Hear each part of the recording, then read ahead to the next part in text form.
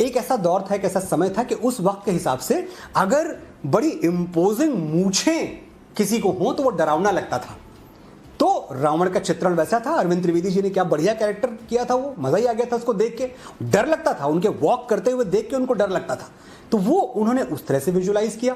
ओम राउत ने इसको अपने तरीके से विजुलाइज किया। लेकिन अगर वो अलाउद्दीन खिलजी है तो मैं ये जानना चाहता हूं कि जो मैंने आपको ये कैरेक्टरिस्टिक्स गिनाए इतने सारे, त्रिपुंड से लेकर रुद्राक्ष तक, ये सब कैसे अलाउद्दीन खिलजी का हिस्सा हो सकते हैं? रुक, तेरे को बता देती। क्या आप अपने आप को शुक्ला जी बोलते हैं, सनातनी धर्म के फॉलोअर कहते हैं, लेकिन आप उतने हिंदू हैं नहीं जितना अपने आप को प्रदर्शित करते हैं हिंदू होने का, क्योंकि आपने ना राम का रस समझा ना बजरंगबली की वेशभूषा समझी। सही पकड़े हैं। आपका इतिहास और राम जी का इतिहास में बहुत लंबा फर्क है। तो मैं पूछ रही हूँ, आपने कहा कि चरित्र चित्रण, एक तरफ चरित्र की बात कर रहे हैं, ठीक है, फिल्म में चरित्र देखने को मिलेगा, लेकिन जो चित्रण देखने को मिल रहे हैं, जो चित्र आए हैं, वहां रावण अलाउद्दीन खिलजी लग रहा है, हनुमान जी मुगल लग रहे हैं। अब ये तो दीपिका चिकालिया जी जिन्होंने 1987 में रामायण में काम किया था, वो भी कह रही हैं कि श्रीलंका से थे रावण जी और उनकी विद्या की बातें हुआ करती थी उस वक्त भी।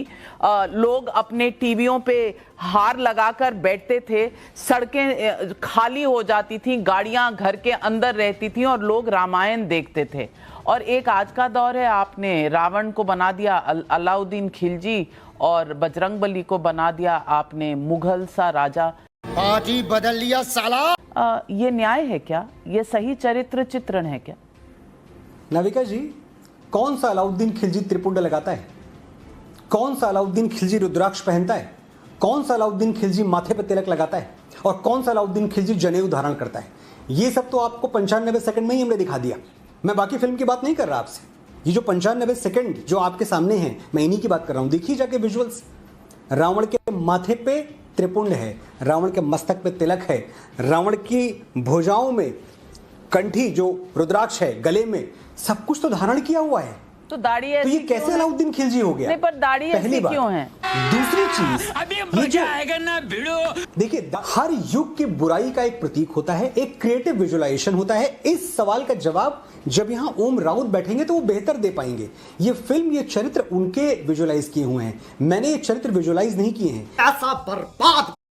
लेकिन हर दौर में क्या होता है, जब रामानंद सागर जी ने रामायण बनाई, और वो रामायण जिसको हम आदरणीय सागर जी का बहुत बड़ा उपहार मानते हैं सनातन को, पूरे भारतवर्ष को, उसमें एक ऐसा दौर था, एक ऐसा समय था कि उस वक्त के हिसाब से अगर बड़ी इंपोजिंग मूछें किसी को हो तो वो डरावना लगता था।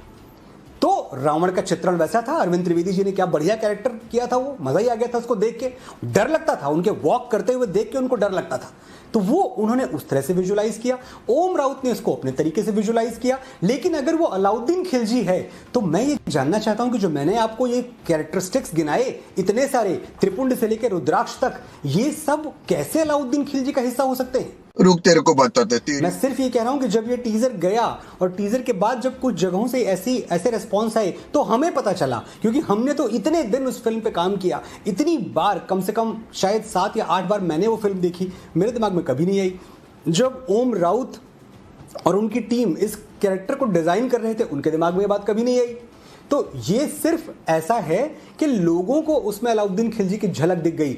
हमने ना कभी ऐसा सोचा, ना ऐसा करने की कोशिश की, ना रावण जैसे महान बड़े, हिपोक्रेसी की भी सीमा होती है।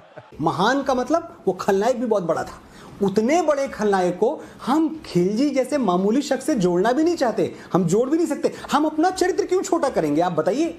जब वो खिलजी होता है तो छोटा हो जाता है मेरे लिए। हमारे पास रावण है। आप सोचिए, अगर मेरे पास खिलजी हो फिल्म दिखाने के लिए तो मैं खिलजी में रावण के गुण डालना चाहूंगा कि खिलजी छोटा है, ये दुष्ट है, ये क्रूर है, ये अधर्मी है, लेकिन मामूली है क्या ये? इसकी हैसियत क्या है? साधारण है। इसको बड़ा करने के लिए फिल्मांकन जब मुझे करना होगा तो इसमें मैं रावण के चरित्र मिलाऊंगा, मैं ये करूंगा, मैं खिलजी में रावण मिलाने के लिए कोशिश करूंगा। रावण में खिलजी क्यों मिलाऊंगा मैं? इतनी बड़ी बेवकूफी कोई क्यों करेगा? तो हनुमान जी को बजरंग बली को इस तरह से दर्शाना, उसके पीछे क्या मंशा है? मैं सुन रहा हूं, मैं सुन रहा हूं, लोग कह रहे हैं कानन कुंडल कुंचित कैसा लिखा गया है, कुंडल कहां है कानों में। देखिए आप जाके, आप एक एंगल से देख रहे हैं, बाकायदा कानों में कुंडल है बजरंग बली के।